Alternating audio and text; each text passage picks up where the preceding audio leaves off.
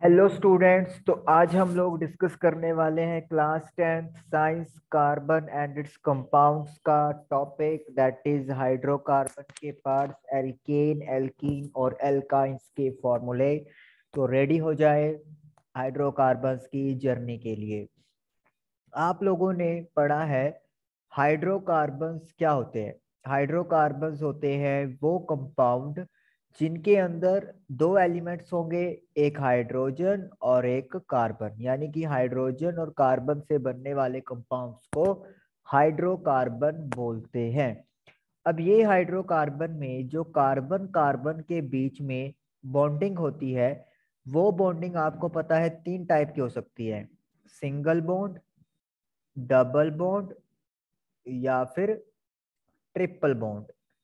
और साथ में आपको ये भी पता है सिंगल वालों को वी कॉल सैचुरेटेड हाइड्रोकार्बन और डबल और ट्रिपल वालों को we call unsaturated hydrocarbon. Yes, चलिए अब कहानी को थोड़ा सा आगे और लेके आज जाते हैं।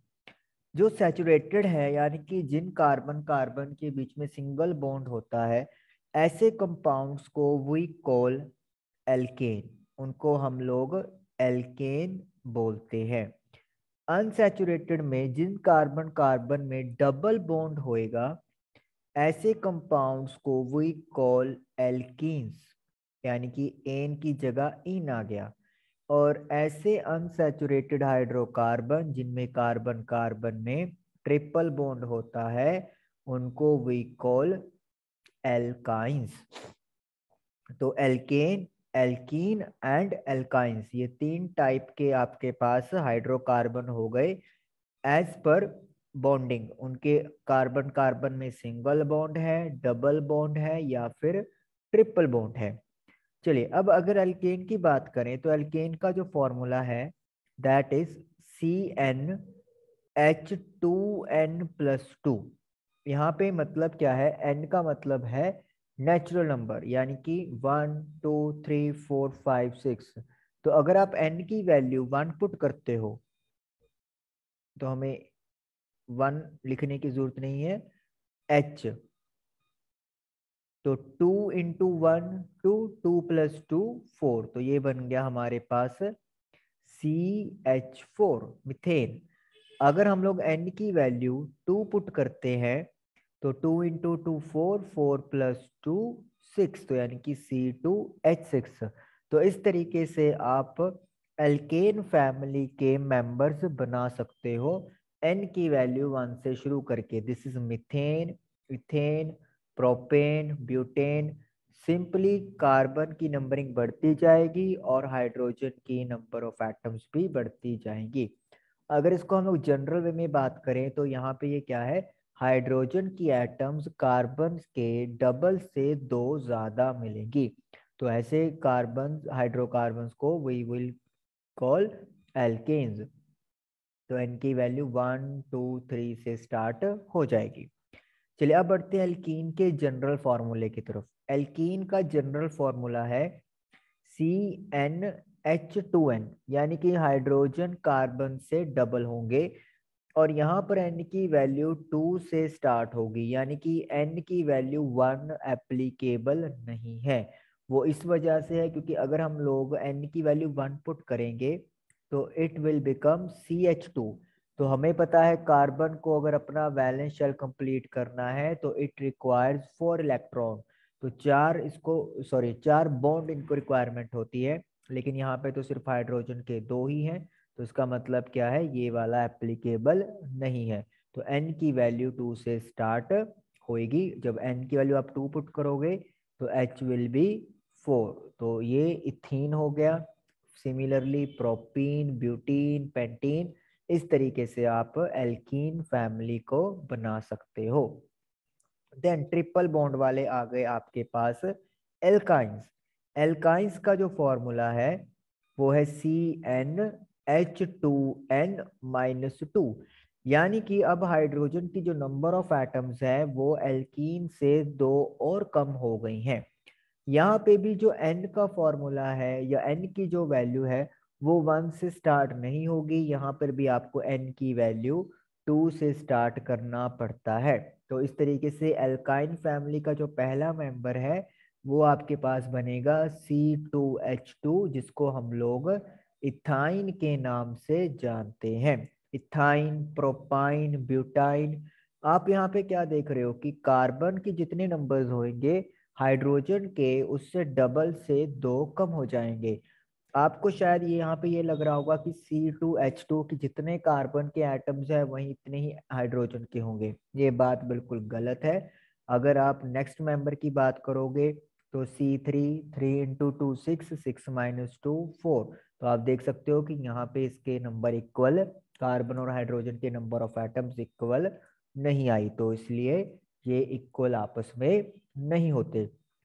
तो एल्केन, एल्कीन और एल्काइन ये तो आपके हो गए चेन या ब्रांचिंग के अकॉर्डिंगली जो भी आपके पास कंपाउंड बनेंगे। एक्चुअली चेन के अकॉर्डिंगली ये बात हो रही है, स्ट्रेट चेन।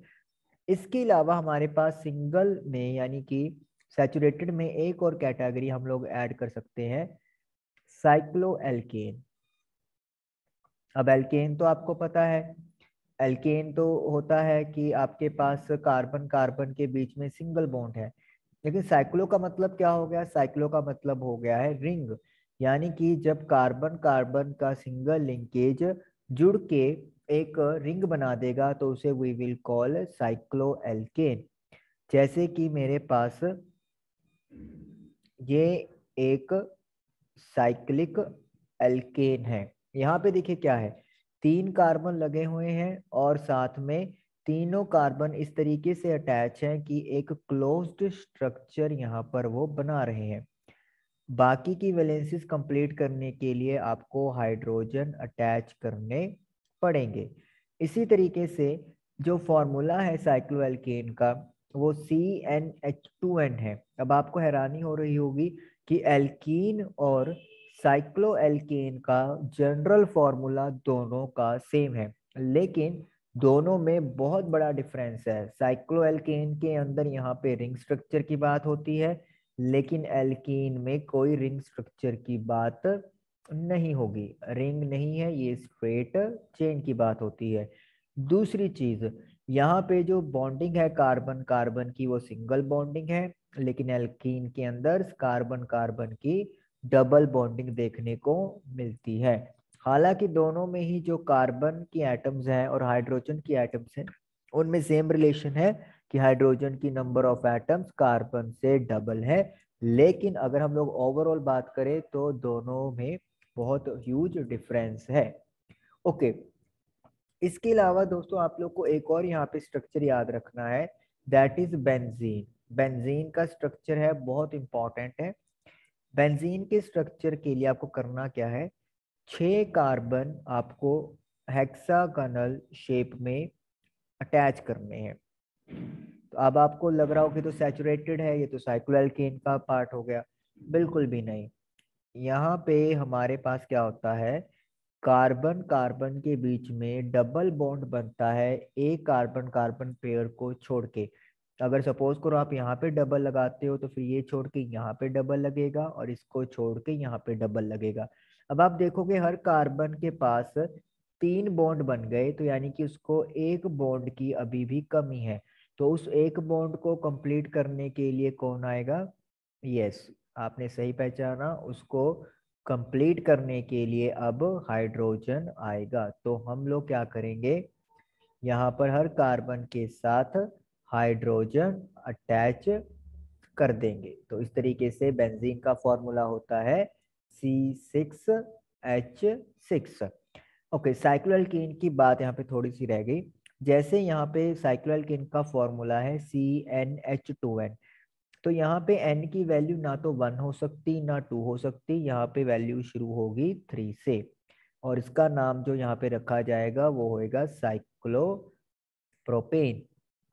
अब आप लोग सोच रहे होगे कि 1 तो चलो ठीक है, 2 में क्या दिक्कत है?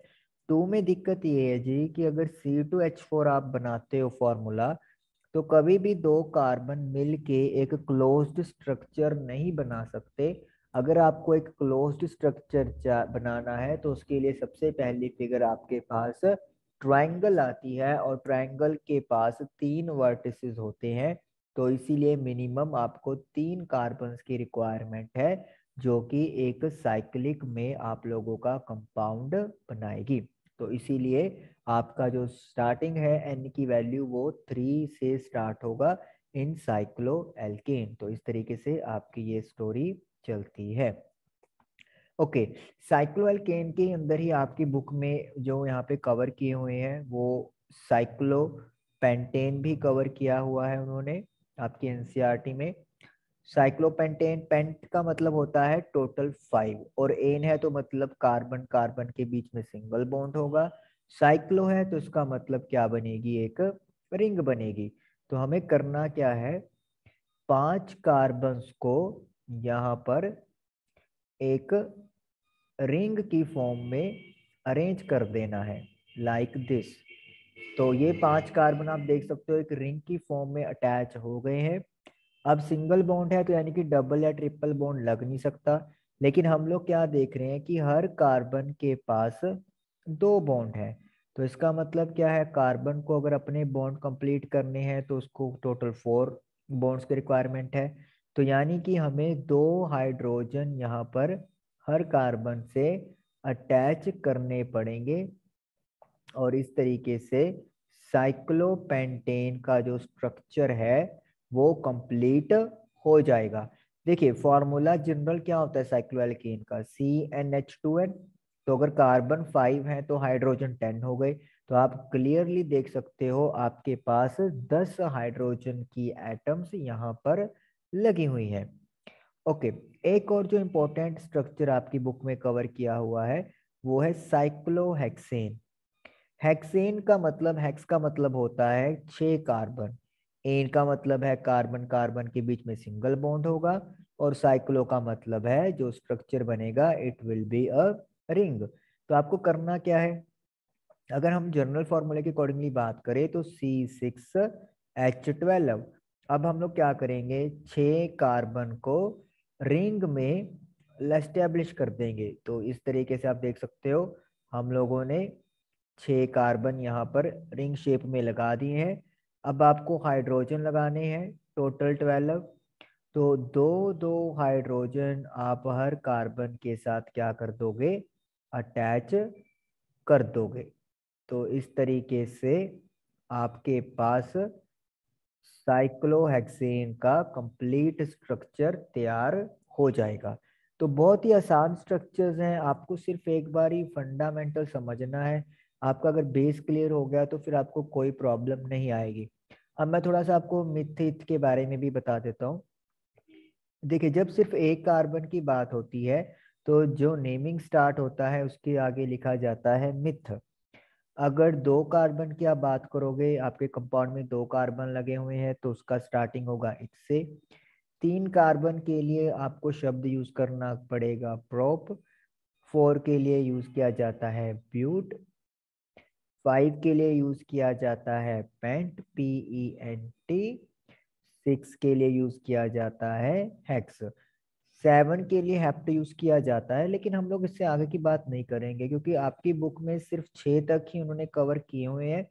तो मोस्ट प्रोबेबली में आपको 6 तक ही पूछे जाएंगे, इससे आगे आपको नहीं पूछे जाएंगे। उसके बाद हम बोलते हैं मिथेन है, इथेन है, प्रोपेन है, प्रोपीन है। तो वो डिपेंड करता है कि आपके पास कार्बन कार्बन के बीच में क्या बॉन्डिंग है।